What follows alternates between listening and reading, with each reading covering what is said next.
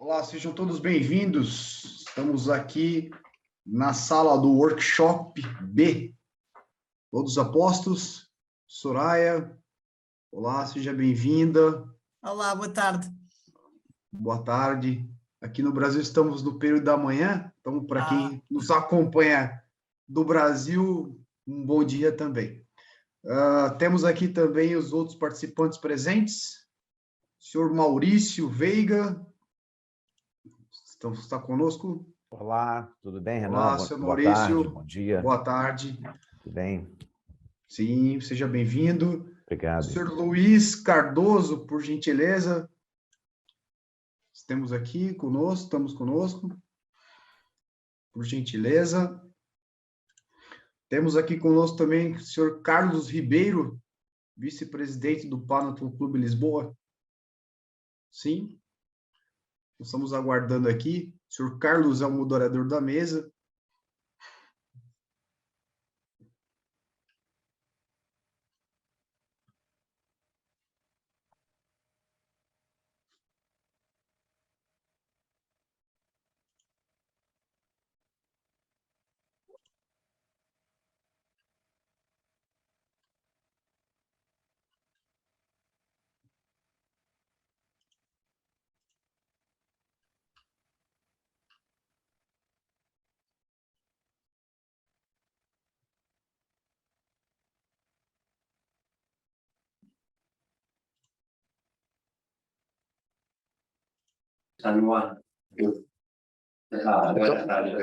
Mas ainda não está cá o...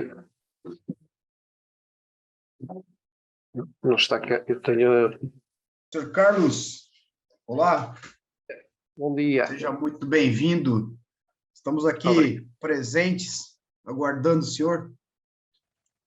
Bom, vamos aqui fazer já o início dos trabalhos, para que a gente não se estenda. E, em nome da comissão executiva, agradeço a presença de todos, agradeço aos participantes, o senhor Carlos pela moderação, e espero que todos aproveitem bastante o tema. O tema, a ética do desporto nas leis e regulamentos, apresentado pelo modelador Carlos Ribeiro. Os participantes, senhora Soraya 40, advogada da Federação Portuguesa de Canoagem, o senhor Maurício Veiga, jurista, advogado, seja bem-vindo, e o senhor Luiz Carlos da Silva, presidente da Comissão de Ética do Comitê Olímpico Nacional Cabo-Verdiano. Sejam todos muito bem-vindos. Lembro todos vocês que nós teremos 1 hora de apresentações organizadas e apontadas pelo senhor Carlos, e salvo aí alguns minutos que podemos passar por conta, né, do acomodamento de todos da sala. Eu agradeço a presença de todos, em nome de toda a comissão organizadora, e já estendo aqui o meu muito obrigado a todos os participantes. Por favor, senhor Carlos, fique à vontade para os trabalhos e muito obrigado. Muito obrigado também. Bom dia para quem está em hora antes do almoço. Boa tarde para aqui para Portugal. Eu peço desculpa por este atraso, entrei na sala errada e depois foi preciso realmente mudar para a nossa sala e para esta nossa discussão. Queria, portanto, começar ao dar início a esta sessão, e porque ainda não temos questões de chat, lançar esta primeira abordagem, e tendo em consideração que temos o Maurício Veiga, o meu ilustre amigo e advogado, que é do Brasil, o Luís Cardoso da Silva, de Cabo Verde, e a Soraya 40, minha ilustre colega, aqui de Portugal. Eu lançava uma pergunta muito genérica, mas importante, tendo em conta também, sempre nas vossas respostas, que nós pretendemos que as pessoas, enfim, não os especialistas, mas toda a gente entenda aquilo que nós estamos a falar e porque é que estamos a falar. Então, começando pelo Maurício Veiga, na legislação brasileira e no Brasil, acha que existem leis e regulamentos a mais ou a menos sobre a ética? A ética no desporto, obviamente. Perfeito. Dr. Carlos Ribeiro, registro aqui a minha alegria, a minha satisfação de poder participar desse painel, né, sendo moderado por Vossa Senhoria. e agradecer ao Panathlon Lisboa esse convite que muito me honra, e para poder falar e debatermos sobre um tema tão importante, tão especial, que é a ética no desporto, e principalmente a ética na legislação, principalmente na legislação desportiva no Brasil. Na verdade, Carlos, existe em toda a legislação, seja na Lei Geral do Desporto, seja na própria Constituição Federal e em outras fontes legislativas esparsas, existe ali, sim, inúmeras previsões que por si só já seriam suficientes para que uma mudança de comportamento já fosse possível. Agora, o que é preciso é que haja exatamente essa mudança do comportamento, essa vontade de se aplicar esses preceitos éticos. E aqui, por exemplo, eu cito a própria Lei Pelé, que é a Lei Geral do Desporto no Brasil, que ao contrário do que acontece em Portugal, que você tem a legislação das federações esportivas, você tem a lei do contrato de trabalho do atleta, uma lei para os treinadores. No Brasil, você tem a Lei Geral do Desporto, que ela condensa todas as questões relacionadas ao desporto brasileiro. Então, desde o funcionamento dos tribunais de justiça desportiva, como também a forma como o desporto se desenvolve no Brasil e questões relacionadas ao direito laboral dos atletas.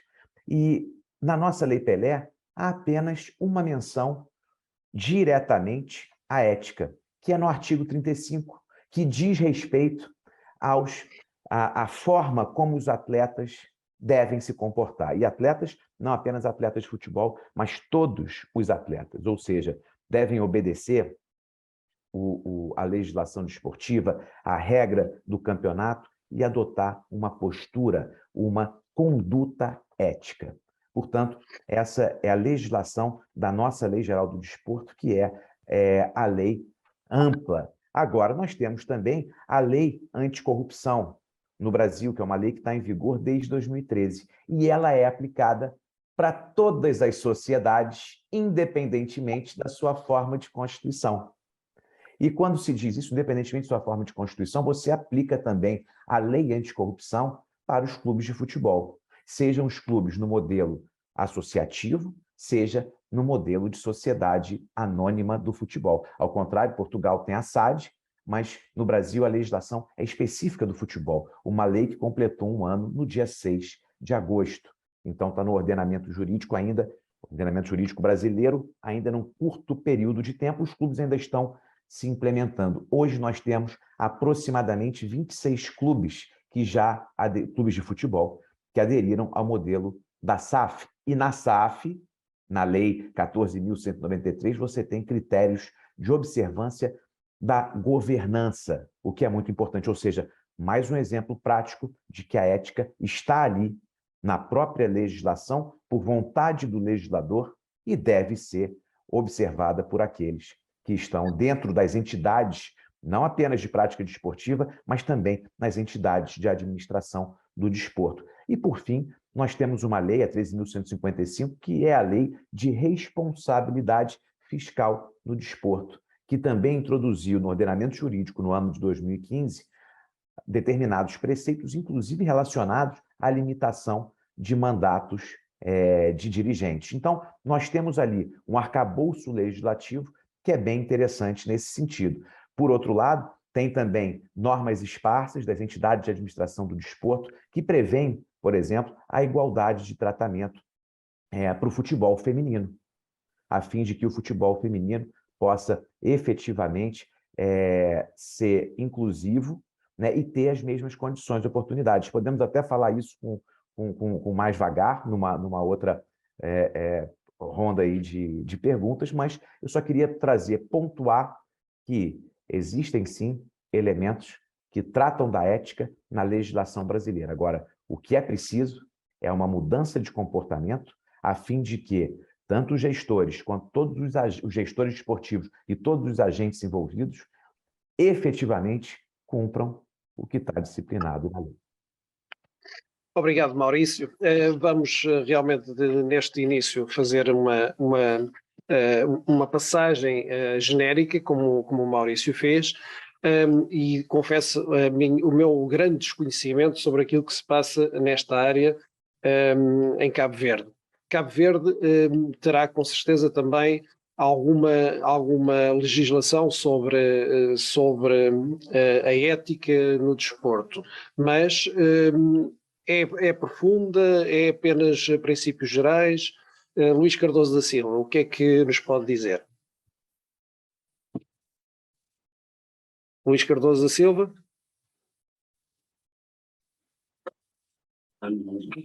Parece não estar neste momento em condições de entrar, então eu passo à minha colega Soraya Parenta.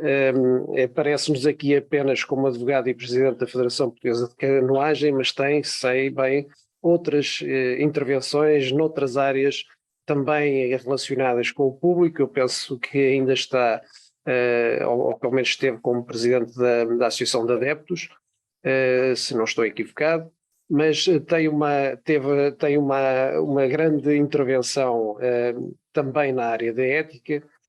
Eu, preparando esta nossa conversa, ontem peguei na coletânea de legislação de desporto, a última que eu tenho, que é de 2017, e que tem cerca de 1200 páginas, e para aqueles que pensam que a ética é uma coisa assim muito etérea, nestas 1200 páginas, 400 estão no capítulo da ética do desporto.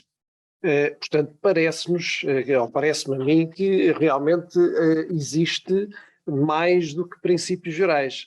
Soraya, o que nos tem a dizer sobre isto?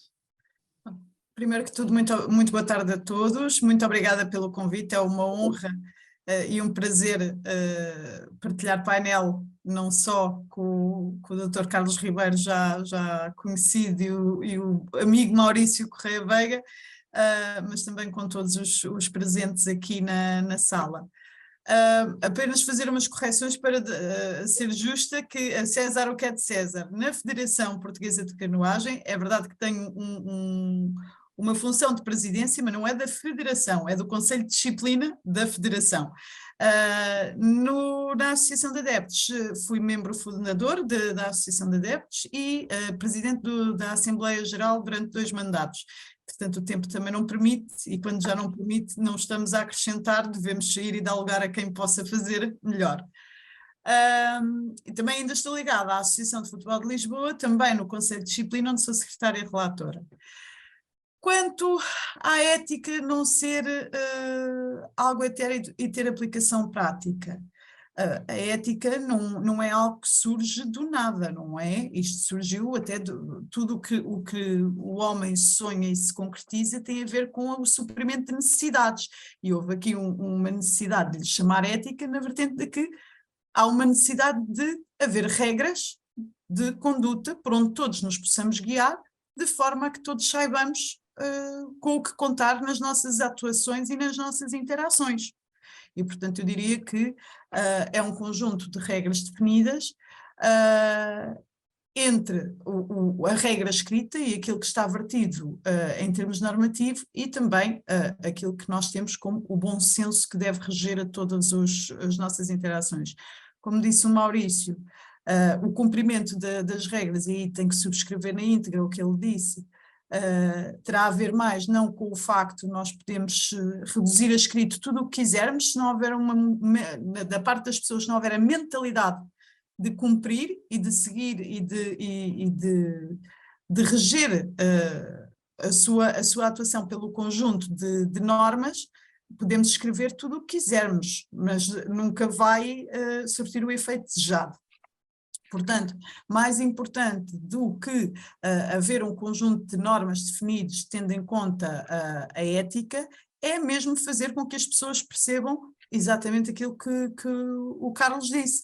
Não é algo etéreo, é algo que tem aplicabilidade prática, é algo que deve ser seguido, é algo que deve ser respeitado, até para que, não só no desporto, mas em todas as vertentes da nossa vida, as relações e as interações entre pessoas, seja no plano desportivo, seja no plano comercial, seja em que plano for, nós termos ou conseguirmos ter uma orientação e uma linha condutora daquilo que devem ser as nossas interações, que se falta, nunca vamos conseguir fazer, não é? E a ética aí, traduzida num conjunto de princípios como a verdade, a transparência, em termos mais comerciais, como disse o Maurício, pela governança, são princípios que, muito ao contrário dessa função etérea que se possa atribuir, são princípios muito concretos que devem pautar as relações. Muito bem. Agora, eu penso que o Luís Cardoso da Silva continua a não estar entre nós, na nossa sala, pelo menos. Parava aqui uns segundos para saber se o Luís Cardoso da Silva, que estava previsto estar connosco, de facto está ou não. Não está. Ok. Então vamos avançar, porque este é realmente um tema que tem pano para mangas. A ética, já chegámos aqui à conclusão que não são princípios etéreos, tem princípios práticos em várias formas da nossa legislação, seja Portugal, seja no Brasil. Aliás, o Maurício já referiu diversas situações, como a lei anticorrupção, a igualdade de tratamento, mas vai ainda além disso. Nós temos a violência que ocorre no desporto, temos a luta contra o doping e a dopagem, e depois, digamos assim, aquilo que tem a ver com os próprios regulamentos de cada modalidade dentro do jogo. Vocês entendem, começando pelo Maurício, vocês entendem que, na verdade, já existe lei suficiente que possa enquadrar aquilo que faça do nosso desporto um desporto melhor, com ética, com a igualdade de tratamento entre todos, ou temos ainda muito que caminhar nas leis que, designadamente no Brasil, já existem?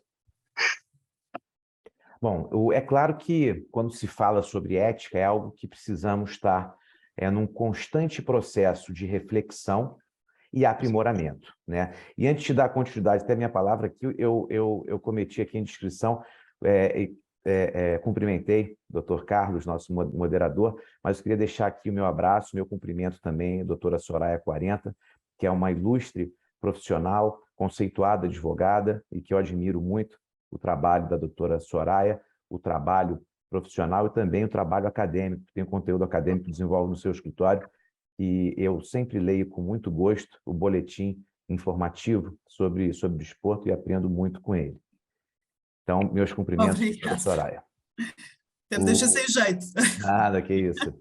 São comentários justos, não é mesmo? E que devem ser feitos, principalmente nesse momento que estamos aqui em público, porque quando se elogia, é bom que seja em público para que todos saibam.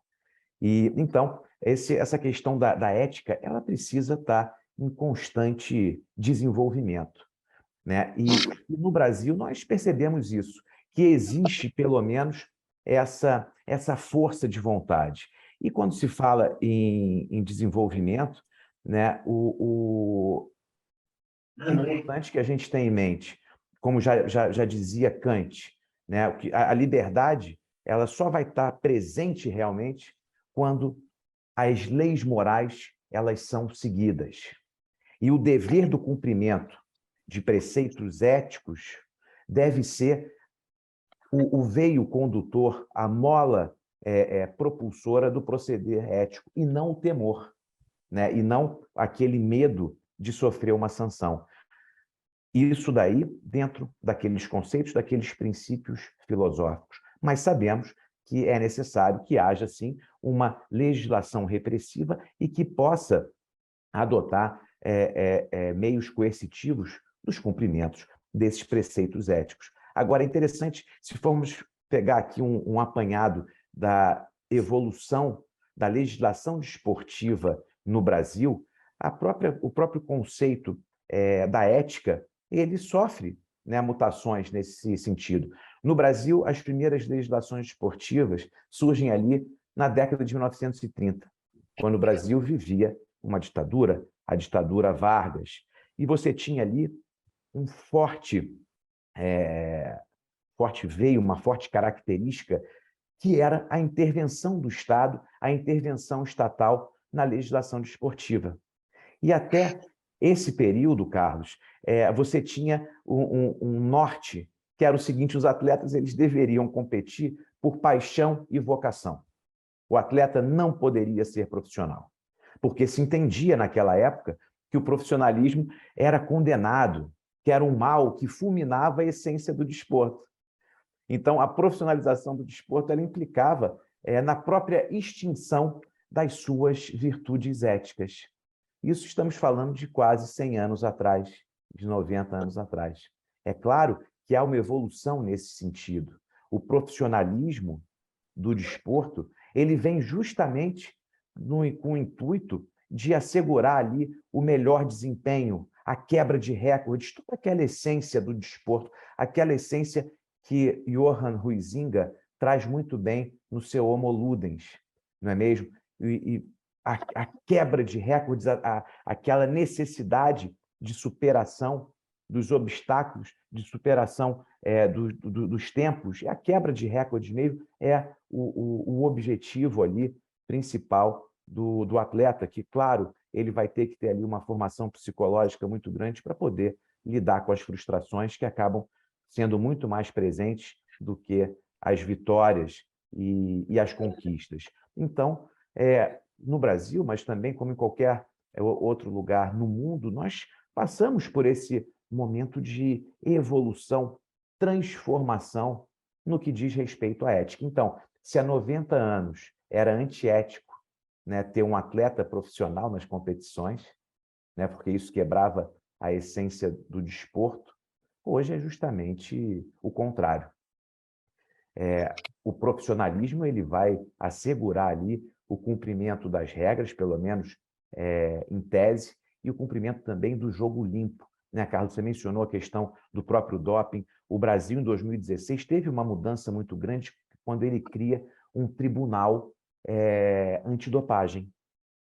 É o TJD, a JAD, que é um tribunal antidopagem, e que ele funciona ali com uma orientação da própria UADA, e naquele momento, através de uma medida provisória, que depois foi convertida em lei, todos os julgamentos referentes a casos de dopagem, eles são retirados dos tribunais de justiça desportivo de cada modalidade e são concentrados nesse tribunal, como uma forma de você dar uma atenção especial e uma punição efetiva e exemplar que tem efetivamente um caráter pedagógico. Também, no Brasil, há um combate grande em relação ao match fixing, né? Então, você tem lei anticorrupção, você tem uma legislação forte e no combate da manipulação dos resultados. E a manipulação dos resultados ela anda ali de forma muito paralela com a legalização das apostas esportivas. No Brasil, há uma lei que fala das apostas, regularizando as apostas, mas, infelizmente, é uma lei que está pendente de regulamentação há quase 4 anos. E isso é muito ruim porque as casas de apostas são uma das mais interessadas no combate do match fixing, porque a elas precisam que o jogo seja efetivamente limpo, que o resultado de campo seja obtido com fidelidade. Mas existem regras e que existem elementos para fazer essas regras serem cumpridas. De uma forma geral, a legislação brasileira traz elementos ali firmes e concretos no tocante à ética no próprio desporto e à manutenção da integridade dos resultados esportivos. Obrigado, Maurício. Para aqueles, eu penso que era importante também chegarmos um bocadinho mais abaixo, para aquelas pessoas que não têm ligação ou que não têm base jurídica. Eu vou colocar aqui mais algumas questões. Entretanto, eu penso que o Luís continua sem estar presente, o Luís Cardoso da Silva, e queria também cumprimentar todos os nossos participantes que vêm dos países de expressão portuguesa de África. E com esta explicação nós escolhemos precisamente 3 pessoas, uma de Portugal, uma do Brasil e um de Cabo Verde, para que pudessem falar sobre a respectiva legislação, pudessem pormenorizar melhor e dar-nos o conhecimento dessas especificidades. E infelizmente não temos aqui a visão de Cabo Verde que nos ajudaria a alargar os nossos horizontes, mas não é por... Enfim, não sabemos a razão, mas não será por falta de pensar nos países de expressão africana ou mesmo de Timor.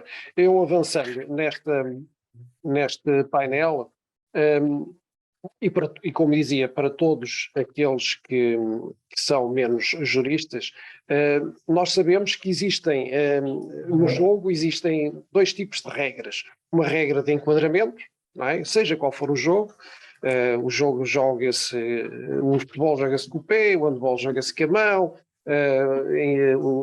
enfim, o golfe joga-se com um taco e com uma bola, tem os buracos, enfim, essas são as regras que têm a ver com a maneira de fazer o jogo. Mas existem sempre, em todos os jogos, as sanções disciplinares para quem infringe as regras do jogo. Enfim, se alguém no golfe bate na bola 2 vezes, perdeu a jogada. Se na pool, no snooker, alguém toca com a roupa na bola, perdeu a jogada. Se alguém rasteira um adversário, seja em qualquer jogo de campo, existe uma falta. Portanto, nós sabemos que nas regulamentações que as federações desportivas têm, existe estes 2 tipos de valências. Aliás, o regime jurídico das federações portuguesas tem esse quadro e diz que as federações, para que tenham utilidade desportiva, isto é, para que possam regular um desporto, tem de ter regulamentos com vista a sancionar a violação das regras de jogo ou da competição e outras regras desportivas, nomeadamente as da ética desportiva. E o que é que diz a nossa lei? Fala em normas de defesa desportivas que visam sancionar a violência, a dopagem, a corrupção, o racismo, a xenofobia ou outras manifestações de perversão do fenómeno desportivo. E diz ainda também, mais à frente, que esse regime que sanciona, esse regime disciplinar, devem ter regras especiais para que sujeitem os agentes desportivos aos valores da ética, da transparência, da verdade, e ter sanções de acordo com essa gravidade. Ou seja, na realidade, se nós descermos da lei geral, daquela que prevê a lei, como dizia o Maurício, a lei anticorrupção, uma lei geral que preveja que deve haver igualdade de tratamento, chegamos às federações, ou pelo menos deveríamos, já que existe em Portugal, pelo menos existe uma lei que enquadra o funcionamento das mesmas, e temos regras que devem ser dirigidas aos próprios participantes, não é? Todos aqueles participantes no jogo, não são só os atores, os jogadores, como normalmente os atletas, ou os ginastas, consoante a modalidade, assim que se designam, mas também todos aqueles que estão à sua volta, como sejam os treinadores, os dirigentes, todos aqueles que são considerados como agentes desportivos.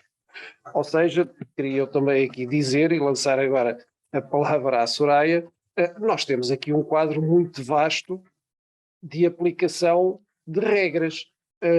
Estas regras, na realidade, que as federações têm que estipular, têm que fixar, como é que elas são vistas pelas pessoas? São vistas... tanto quanto pode, obviamente, falar sobre isso. Como é que elas são vistas? São vistas como eficazes, como suficientes? A quem é que as pessoas, em geral, apontam o dedo quando as coisas correm mal em termos de violência, ou de racismo, ou de corrupção, ou de pertença à corrupção. Será que isto está abrangido pelas nossas regras, pelos nossos conhecimentos?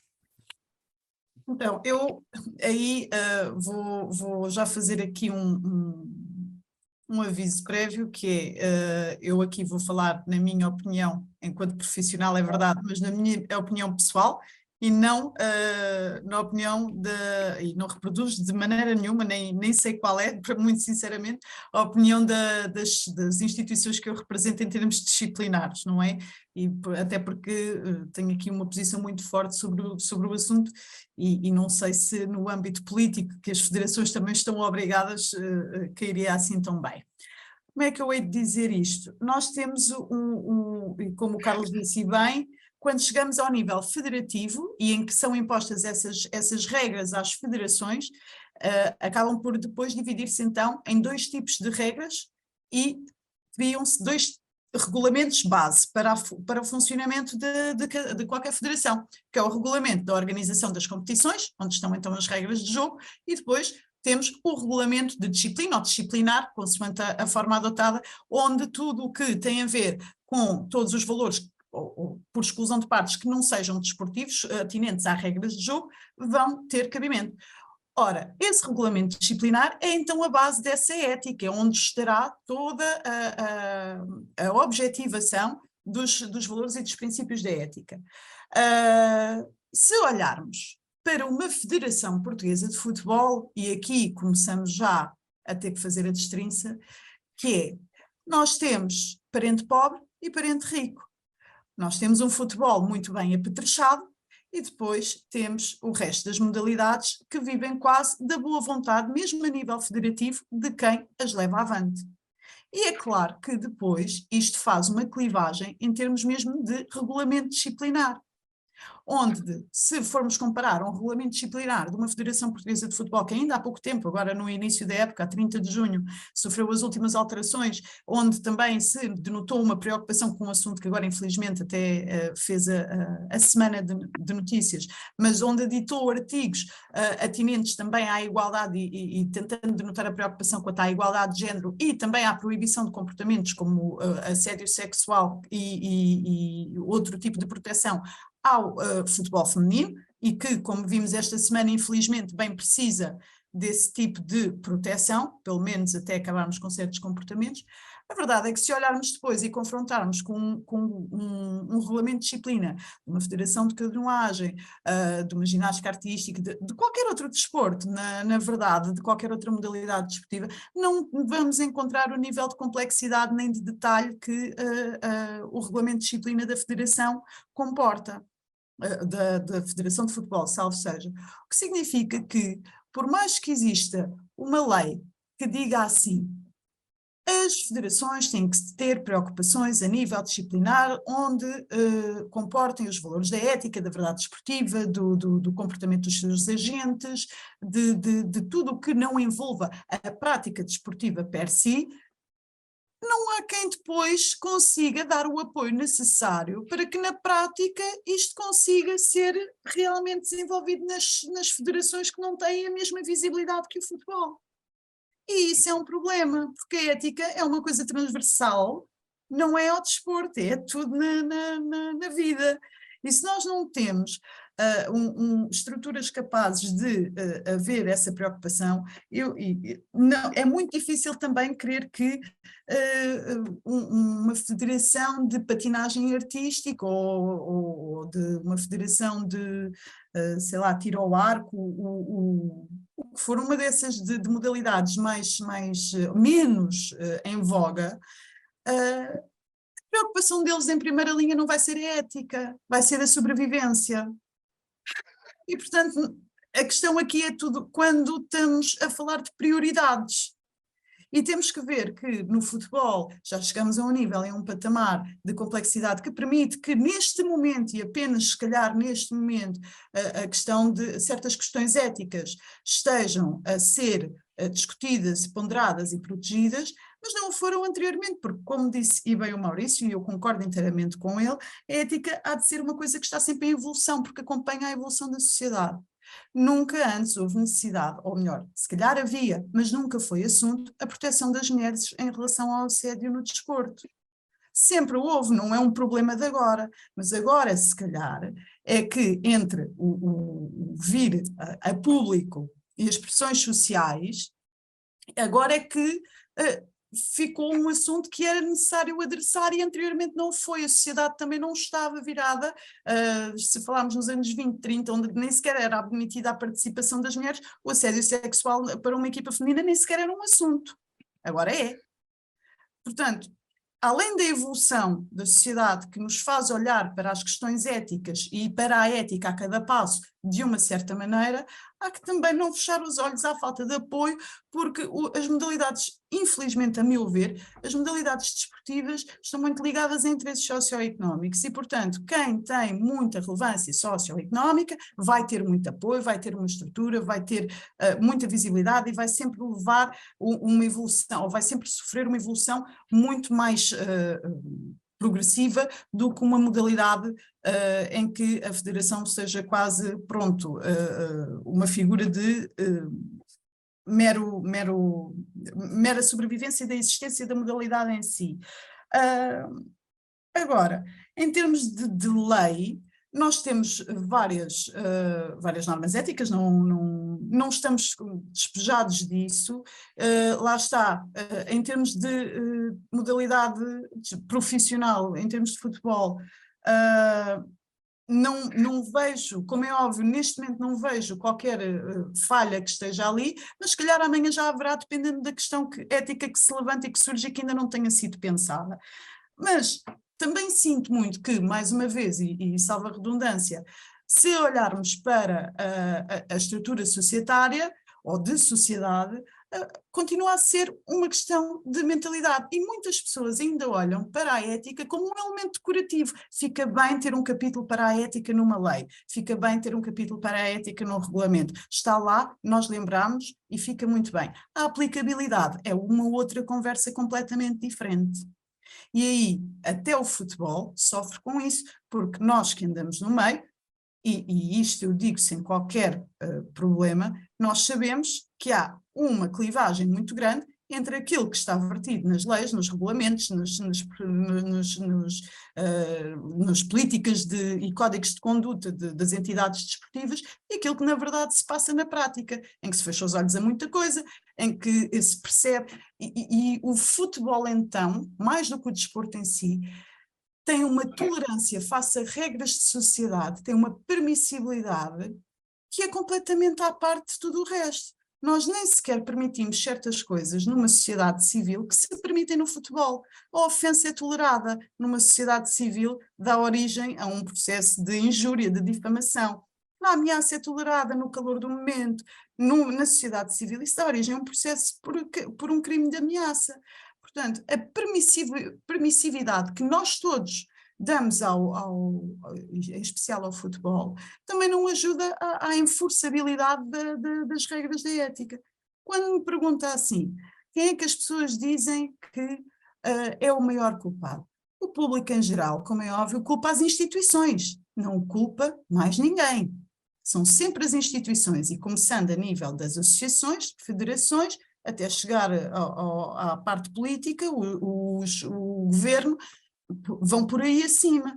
Mas a verdade é que, se me perguntar a mim de quem é que é a culpa, apontar dedos é muito fácil, mas se calhar fazer aquela introspeção de vermos que todos nós temos a culpa quando permitimos ou assumimos como normal certos comportamentos, porque é no âmbito desportivo, então se calhar a culpa tem muita porta para ir bater e não é só a nível institucional.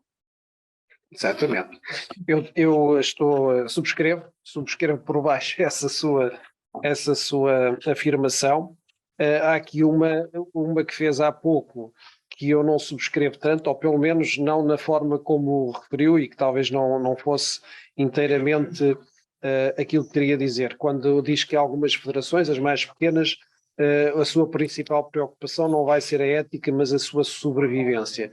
Eu parece-me que não há modalidade, não há federação nenhuma que não se preocupe com aquilo que nós chamamos a ética estrita no jogo, não é? Portanto, quer dizer, Claro. não há absolutamente nenhuma que não diga que aquele que fez uma fraude no jogo, seja qual tipo de jogo for, que não deva ser punido, e penso que todas elas devem ter regras de punição da fraude direta ao jogo. Aquilo que estaria a dizer, com certeza, era nas outras questões que a sociedade entende hoje, não é? Como diz, serem muitíssimo importantes, e são, como o racismo, a xenofobia, a violência sobre as mulheres, o assédio sexual, e que, como disse também, nos anos 20 ou 30 não eram olhados da mesma forma pela sociedade. Portanto, isso leva-nos a pensar que efetivamente, e sabemos que assim é, existe uma evolução nos princípios que a sociedade admite como sendo os corretos, não é?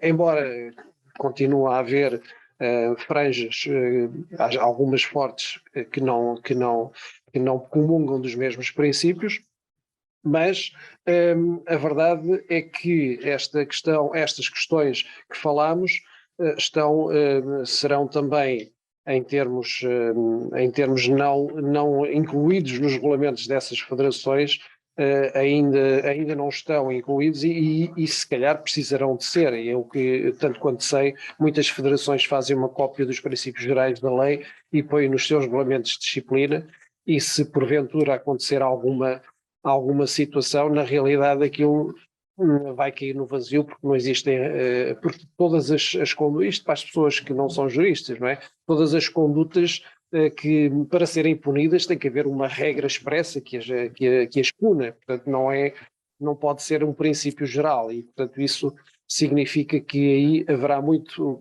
que andar. Outra coisa que disse com muita importância e que eu também comungo, é que a ofensa em alguns jogos, diz-se em Portugal, provavelmente também daquilo que já ouvi falar no Brasil será assim, as pessoas não gostam de desporto, gostam dos clubes, não é? E então, quando se põem, e penso que também em África assim não é? Que muitas vezes as pessoas não estão a ver um jogo entre as, sei lá, 2 ou 3 equipas principais do seu país, como uma expressão de apreciar aquilo que se está a fazer pelo jogo, mas sim para que a sua equipa ganhe a todo o custo. E isso leva a situações que, no meu ponto de vista, e ofendem a ética, como seja esta questão da ofensa, de levantar dúvidas sobre a honestidade das pessoas, seja dos árbitros, seja dos dirigentes, às vezes até dos próprios jogadores, dos próprios atletas. E aquilo que eu gostava de colocar aqui ao Maurício é esta dicotomia que hoje se revela, pelo menos em Portugal, de uma forma muito importante, que é entre a liberdade de expressão e a ofensa à honra. Até que ponto é que a sociedade deve permitir que nos jogos, ou por causa dos jogos, alguém um árbitro, um dirigente, possa ser até um atleta, possa ser insultado, como está a roubar, está a nos extorquir, está a fazer tudo para que nós percamos, o campo está inclinado, todas essas expressões que na realidade nós, em termos da sociedade, não admitimos, porque é uma ofensa, mas parece que existe uma corrente muito larga de que entende que isso é uma liberdade de expressão que se deve permitir que no jogo que isso aconteça. Qual é a sua opinião, Maurício? Olha, Carlos, eu confesso que tenho ali uma opinião bem crítica e restritiva a essa questão do direito à ampla liberdade de expressão do atleta. Não é que, quando ele está, evidentemente, ali em campo, não é que vai ser cerceado o direito à liberdade, não é isso, até porque seria constitucional, seria incabível, é um direito ali assegurado, um direito constitucional, mas o atleta tem que ter em mente que quando ele abraça uma determinada carreira, como a carreira do desporto, do alto rendimento, por exemplo, essa carreira ela é feita de renúncias em relação à sua própria vida pessoal. O atleta sabe muito bem que quando ele está dedicado, né, ele abraça ali o alto rendimento, ele vai ter que ter um consumo ali moderado, quase uma abstinência total de bebida alcoólica, ele vai ter que ter uma dieta rigorosa, né, com uma quantidade menor de hidratos de carbono, por exemplo, enfim. Ou seja, é algo que interfere na vida pessoal do atleta. E isso a gente costuma colocar muito, principalmente quando discutimos sobre o direito do trabalho desportivo, que determinadas limitações impostas aos atletas seria impensável quando se trata de um trabalhador comum. Né? Um trabalhador comum ele tem a sua liberdade ali assegurada, inclusive, quando ele está naquele período que ele não está no trabalho. O atleta não. O atleta ele tem limitações. E essas limitações são fruto de uma renúncia a partir do momento que ele escolheu abraçar uma carreira. E isso também se diz respeito às próprias manifestações, sejam elas políticas, por exemplo, tem que haver ali, sim, sem dúvida nenhuma, um limite. Do contrário, você desvirtua a própria finalidade do desporto. Agora, tem situações, evidentemente, como tiveram movimentos ali, o Black Lives Matter, enfim, que a Fórmula 1 abraçou, os atletas que se ajoelham em campo ali antes do início da partida, ou seja, tem que ser algo ali visto com uma certa moderação, algo que seja suficiente ali para dar um exemplo para a própria sociedade, mas que tenha parcimônia, não é mesmo? E determinados limites, porque o atleta ele exerce ali uma atividade diferenciada e ele é exemplo para muitas pessoas, para jovens principalmente, e o desporto, a finalidade ali, ela não é exclusivamente política. Claro que acaba convergindo em algumas situações, mas a finalidade não é essa. A finalidade é a superação do próprio corpo, das marcas, dos recordes, não é mesmo? E da celebração das belas jogadas, sempre respeitando os princípios éticos, e que, de vez em quando, somos confrontados. Né? Por exemplo, o gol de mão do Maradona na Copa do Mundo de 1986. Vale ganhar a qualquer custo? Né? La mano de Deus seria justificada naquele momento para a vitória de uma determinada seleção? Felizmente, isso aconteceu na Argentina, não no Brasil, porque aí podemos também falar e fazer as críticas, né? De uma forma mais tranquila. Mas, brincadeiras à parte, a ética ela precisa sempre estar presente em todo e qualquer momento. Né? Desde quando você respira, entra em campo, enfim, precisa ser observado.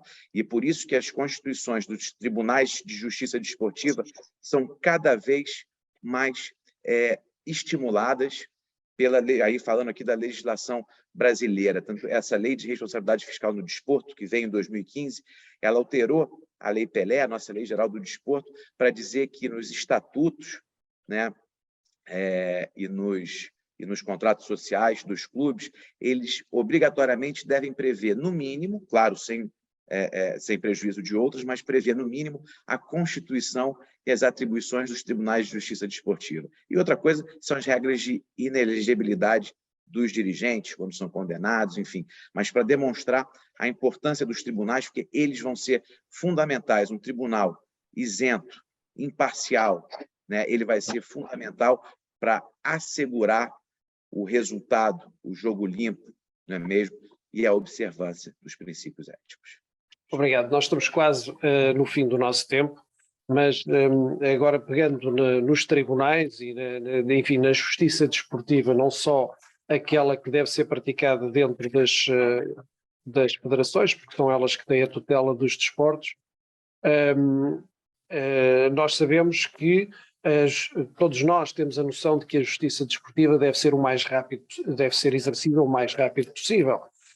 Existem regras próprias dentro do desporto para que, se não for enfim, todos sabemos que dentro do campo o próprio árbitro sanciona imediatamente determinados comportamentos, mas há alguns que são sancionados após o jogo, mas sempre com muita rapidez, para que não tenham, ou façam o possível para que não exista interferência na competição, para que as outras participantes não possam sentir-se prejudicados. Em Portugal nós temos um sistema de recursos daquilo que acontece nos conselhos Portanto, em Portugal existe uma estrutura em que as federações têm o Conselho de Disciplina, têm o Conselho de Justiça, o qual é utilizado em recurso de sanções de jogo propriamente dito. Temos um Tribunal Arbitral do Desporto que é em termos de sanções desportivas, utilizado também como recurso, e depois ainda é possível recursos para um Tribunal Superior, muitas vezes ainda para o Supremo Tribunal Administrativo. Há muita gente, e eu pegando aqui numa questão do professor José Lima, se estes sistemáticos recursos não farão com que a própria justiça esteja a justificar a não aplicação de princípios éticos. Eu tenho a minha opinião, aliás eu sou árbitro deputado e portanto tenho uma opinião que reservava nesta parte, mas gostaria de ouvir a opinião da Soraya. E já agora informo todos, como nós começámos com um pouco de atraso, ainda temos realmente mais uns 15 minutos, portanto ainda vamos tentar fazer mais uma ronda. Soraya, por favor. Então, na minha ótica, conforme o sistema está delineado hoje, nós temos que escolher uma coisa. Uma de duas coisas, não é? Temos que fazer uma opção. Ou nós queremos seguir todos os direitos, todo o modelo garantístico que o sistema legal em si encerra para qualquer pessoa que dele se socorra ou que a ele seja sujeito, ou nós temos que assumir o futebol exatamente como aquele mundo à parte e criar regras próprias para ele, que se adequem às suas necessidades e à sua realidade. Eu não posso, e em termos estava-me a tentar qualificar e posicionar neste mundo, mas também não sou aqui nenhuma justiceira social, mas ao mesmo tempo, até à medula do meu ser, eu acredito que se vamos dar as garantias às pessoas, tem que haver recursos. Porque ainda bem que a maioria dos tribunais em primeira instância não falha, porque quando vemos as sentenças confirmadas, mas na verdade também temos muitas vezes a alteração de decisões de primeira instância. E para mim, enquanto o sistema for feito por pessoas, as pessoas falham. E é bom que haja recurso para haver uma instância de controle daquilo que for feito, não é porque, e não tem que falhar de uma forma ostensiva ou dolosa. Nós podemos apreciar mal uma situação, tudo o que nós fazemos na vida é uma questão de interpretação e leitura de situação, e os juízes não são diferentes. E portanto, enquanto houver mão humana, e eu espero que assim seja para o resto da vida, ou para o resto, enquanto o mundo for o mundo, que não sejamos substituídos por outro tipo de mecanismo decisório que seja só analítico e que não tenha essa vertente humana, mas a verdade é que podemos falhar. Portanto, tem de existir uma instância de recurso. Agora, se a instância de recurso para o futebol ou para o desporto deve seguir o mesmo modelo que segue para a sociedade civil, ora, não, é completamente desadequado. Se as coisas no desporto se passam a uma velocidade muito diferente da que se passa na sociedade civil, não há uma adequação. Nem se devia misturar, digamos assim, um juiz de um tribunal administrativo com uma pessoa que tem formação em desporto. Um juiz do tribunal administrativo pode nem sequer gostar de desporto, e isto é uma área que implica gosto para se poder fazer. É que ao contrário de áreas como civil, penal, que nós aprendemos desde cedo na faculdade e que depois levamos e sabemos levar pela vida, ir para a área desportiva só vem quem já gosta de desporto, quem já percebe de desporto, não vem quem nunca viu nada, quem nunca viu um jogo de uma modalidade qualquer, não é? E portanto portanto, sabe que as coisas passam a uma velocidade diferente. Não podemos ficar, e isto digo já, porque a minha experiência com os tribunais administrativos, por exemplo, nos processos que não têm a ver com o desporto, tenho processos que estão lá desde 2013, desde 2014, estamos em 2022. Já nem para os meus clientes são úteis as decisões quando vierem a ser emanadas, e não estamos no âmbito desportivo. Como é que nós conseguimos salvaguardar que um juiz administrativo queira fazer, como é que nós conseguimos que ele faça as coisas da maneira diferente, como sempre fez para todas as outras matérias que lhe são apresentadas? Ele tem que respeitar, isto é obrigado ao princípio do tratamento em termos de igualdade. Portanto, ele não pode tratar uma matéria desportiva de forma diferente da outra, a não ser que esteja, lá está, no âmbito das providências cautelares ao menos a única coisa positiva é que os processos de desporto, quando entram nos tribunais administrativos, vão com caráter de urgência. Mas ainda que se dê o caráter de urgência, para o tribunal administrativo isso significa se calhar que não se resolve. Em 20 anos resolve-se em 10. O que não é execuível, não é? Portanto, em termos de opinião, e não gosto da igualdade pela igualdade. Eu gosto exatamente da equidade, tratar o que é igual de modo igual e o que é diferente de modo diferente. E se permitimos que no negativo o futebol seja tratado de modo diferente, por que não no positivo permitir que o futebol seja tratado de modo diferente?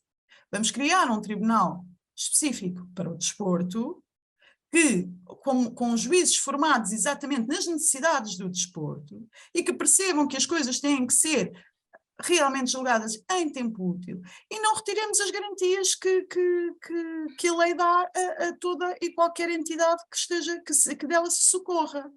Agora, pior para mim, isto seria uma solução que eu acho que, independentemente de ter recebido com muita alegria a criação do TAD, ainda assim, pronto, tudo o que é criado depois tem que ser sujeito à avaliação, a escrutínio e a remodelação, se assim se entender ou não, conforme o seu funcionamento. Nada funciona bem à primeira neste mundo. Pior para mim é quando olhamos para os conselhos de disciplina, de justiça dentro das instituições, porque esses sabem que os processos têm que ser julgados rápido, esses sabem qual é que é a urgência, sabem aquilo que têm que fazer. E especialmente ultimamente temos visto muita polémica, que eu gostaria muito que acabasse, não vejo... por exemplo, já se viu aqui soluções avançadas ainda também esta semana de extinção do Conselho de Disciplina, por exemplo, da Federação Portuguesa de Futebol. Eu não vejo, nem pode passar por aí, tem que haver um órgão de justiça e disciplinar dentro de cada federação, mas que tem que haver uma reformulação do funcionamento do Conselho de Disciplina e impedir que certas coisas que se têm visto, por exemplo, processo a demorar imenso tempo logo lá, quase que quando passam para uma fase de recurso já não têm utilidade na sua continuação,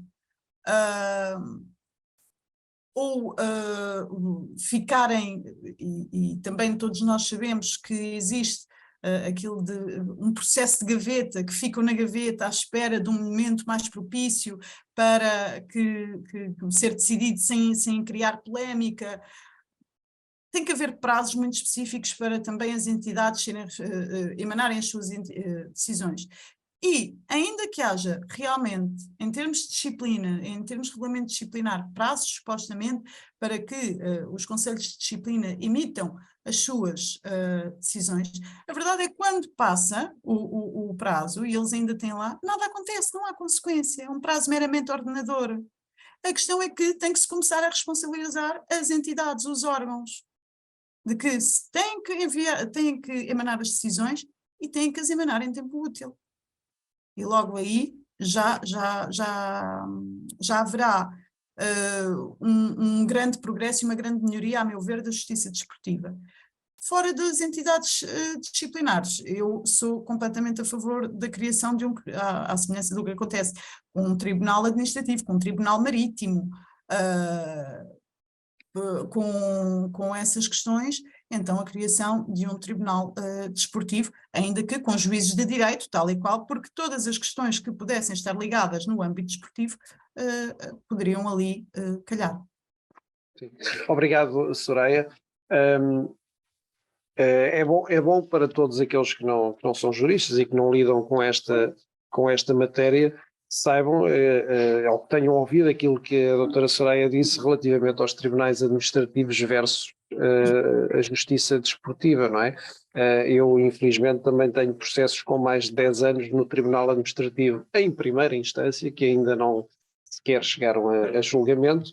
Portanto, se nós imaginarmos, ainda que fosse para um processo urgente, uma coisa destas em termos do desporto, e estou a falar em termos do desporto em geral, não apenas no futebol, mas em qualquer atividade desportiva, ficar pendente um processo qualquer durante anos e anos e anos, já o jogador se retirou, o dirigente se reformou ou morreu, enfim, teria que haver, e há em Portugal, uma solução que é o Tribunal Arbitral do Desporto, que, aliás, numa outra aqui questão que é levantada por Amílcar Ramos, pergunta quais são as atividades do âmbito do desporto que queriam para este referido tribunal especial. Na realidade, em Portugal já existe um tribunal, entre aspas, especial, um tribunal dedicado ao desporto, não é dedicado ao futebol, mas como sabemos, a atividade do futebol ocupa muito dos jornais, ocupa muito da média, ocupa muito da vida das pessoas e também ocupa muito dos processos que ali correm, penso que talvez cerca de 90%, mas existem também tribunais, aliás, portanto, processos de doping, processos de administrativos em termos de autorizações de algumas situações de funcionamento ou não dentro da área do desporto, enfim, toda a área que tem a ver de corrupção desportiva, que não tem a ver diretamente com o jogo, mas sim aquilo que está nas margens do jogo, a própria violência, portanto tudo isso são matérias que em Portugal estão adstritas ao Tribunal Arbitral do Desporto, que tem tido um funcionamento com alguma imperfeição, mas também na maioria das vezes com bastante celeridade. Eu perguntava aqui ao Maurício, para terminar e com brevidade, se ele vê, em termos daquilo que se conhece, mesmo com muita brevidade, estou-me ali a fazer sinal que temos que ir embora, que se vê diretamente no Brasil alguma área em que a legislação tivesse que rapidamente, nesta matéria, agir. Olha, em relação a essa questão dos tribunais, queria compartilhar aqui a situação do Brasil. No Brasil, cada modalidade desportiva tem o seu próprio tribunal, o seu Tribunal de Justiça Desportiva. E no âmbito da federação e um tribunal superior. Então, você tem o TJD e o STJD. Eu, por exemplo, eu sou auditor do STJD da Liga de Basquete e do basquete. Já fui auditor do Tribunal do Tiro Esportivo, já fui procurador do Superior Tribunal de Justiça do Tiro com Arco. E isso faz com que você assegure ali, né, uma competição com lisura, obedecendo às regras de jogo. Então, esse é um ponto positivo da legislação.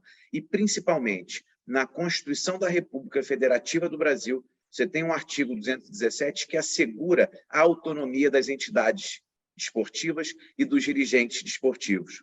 Então, qualquer situação restritiva, né, ou que condicione regras de acesso, de descenso no campeonato, vão ser questões que vão ser decididas por quem, pelos atores, não é mesmo, do sistema desportivo. Quando a lei, quando o Estado tenta intervir e impor uma condição, como já tentou, por exemplo, condicionar a participação dos campeonatos ao cumprimento de regras trabalhistas, né, pagamento das regras trabalhistas, é algo correto? É ético? Claro que é, porque você está fazendo com que, né, os clubes paguem todas as suas dívidas trabalhistas de forma pontual. Mas o Supremo Tribunal Federal, o ministro Alexandre de Moraes, entendeu que esse artigo da lei ele era inconstitucional porque violava a autonomia das entidades desportivas. Então, você pode ter algo restritivo nesse sentido quando parte dos próprios ali dirigentes e dos próprios clubes. Então, no regulamento da competição, do campeonato, você pode colocar uma regra dessa. Agora, não pode ser uma regra imposta por terceiros. Então, esse é um ponto positivo e que a legislação, então, brasileira está bem nesse sentido. Agora, é fazer cumprir todos esses preceitos. Eu tive que correr aqui para poder me adequar ao tempo. Obrigado, Maurício. Soraya, eu quero agradecer também a sua presença. Vou passar a palavra ao Jorge para encerrar. Como? Fernando?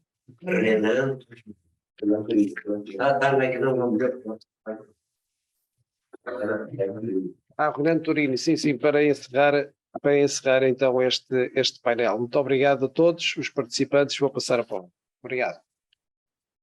Olá a todos novamente. Muito obrigado pela presença de todos. Senhora Soraya, muito obrigado pela participação, pela apresentação.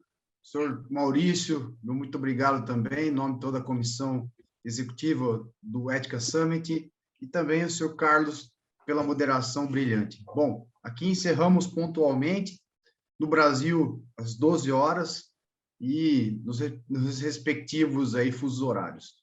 Muito obrigado e voltamos logo em breve para as próximas atividades do Congresso, e convido todos para que possam acompanhar nossa programação no site e destinar aí as suas atenções para as várias atividades. Um grande abraço e meu muito obrigado. Até breve.